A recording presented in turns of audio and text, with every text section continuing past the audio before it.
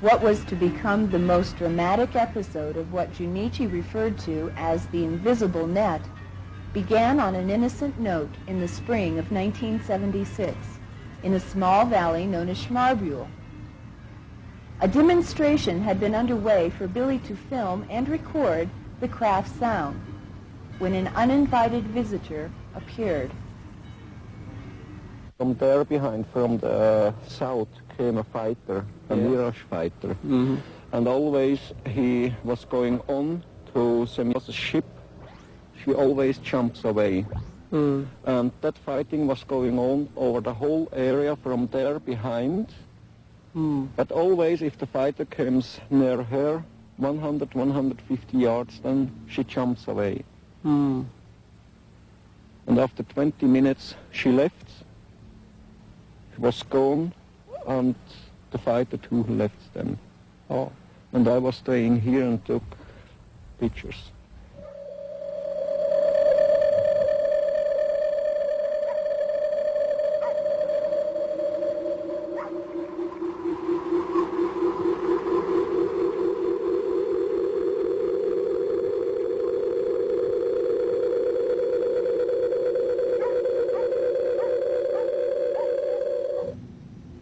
Tom Welch was coordinating the scientific research in the United States.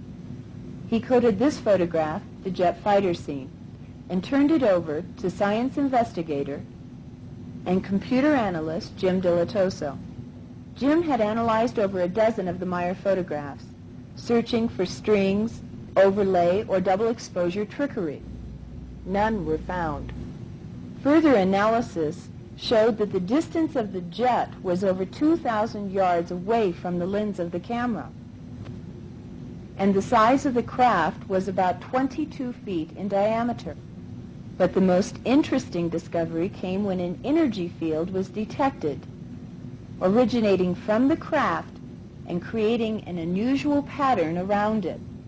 Here Jim traces this field, showing the energy engulfing the Swiss Mirage fighter. The computer analysis report concluded the Mirage fighter is definitely inside the energy field emitted by the spacecraft. Did you ask to the Air Force about this? Many times, but too by other sightings and so. But always they say, sorry, we don't know anything about that. Yeah, I see. You see, we was doing several tests to see what's happened with the Swiss Army. Our group was ready up big balloons by 80 cubic meter, very, very big balloons. And outside we put on it silver paper to reflect the waves of the radar. And near the airport, we let them go into the air. And then we send the people from us to the Air Force people to ask them if they have seen something on the radar or by their own eyes. No, nothing. It's usual answer for the Air Force. You see, today it's possible with computers to check up pictures, negatives, and everything, films. Of course, that's possible, but you see, you can't go over all the world to tell each human being. This happened now on that way, that's now the truth. You can get the analysis from a computer, but to the people not will believe. Right, right.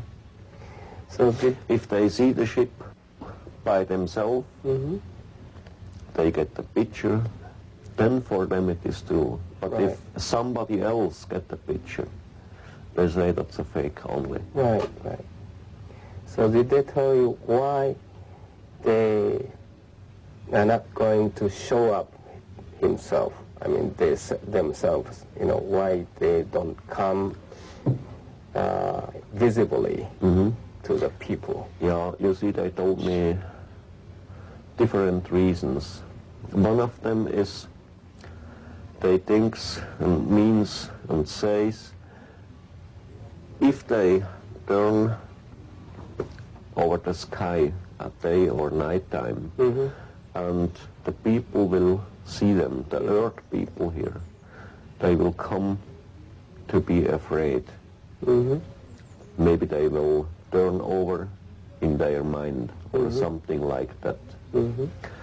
And it will come a panic. The other thing, they say they have to be very careful about their own weaves from their own body and about the weaves from the earth humans. If they come together, they will turn over in their mind, because they are living in every case on a very much higher level than the people here. And if they go to show them by their flying around the earth, the humans, the earth humans, they will try to catch them. They will, by the Air Force, send up planes, fighters against them, and about all that they are very afraid. But I think they have, much better science than us, so they can, protect themselves from the Air Force attack. Yes, of course, that's very easy for them. But, you see, I think it isn't useful. Why they shall show them to the humans if they go to fight against them. It will make trouble for them, for us humans from this earth, and maybe for other one. Because the Pleiadians, they aren't the single one who comes to Earth from other stars. Japan, 2 months earlier, Nippon Television Network aired their special on the Meier case to an audience of over 30 million viewers. Response had been so overwhelming that NTV asked Junichi to return to gather more information. We were saddened to see the deterioration of Billy's health, brought on in part by stress from the hard farm life, but primarily from the fact that someone had tried to assassinate him, not once, but several times. It was about 10 o'clock at night on the 10th of May, 1980, and Billy and I had just finished making some notes inside. And we walked out here, back down, on the couch, together here, to get some fresh air. And then I got pain to my right backside, and I was turning a little bit on this way to right side, and then came the pain very strong to the other side, and I moved it back, and in that moment we heard the shot, and I felt something here near the head pulling into the wall, and there was coming out the dirt of the wall, and I was wishing them down from my head. And then we left here to run inside to get a lantern and the pistol, to run out again to see what's happened around, if we can find somebody.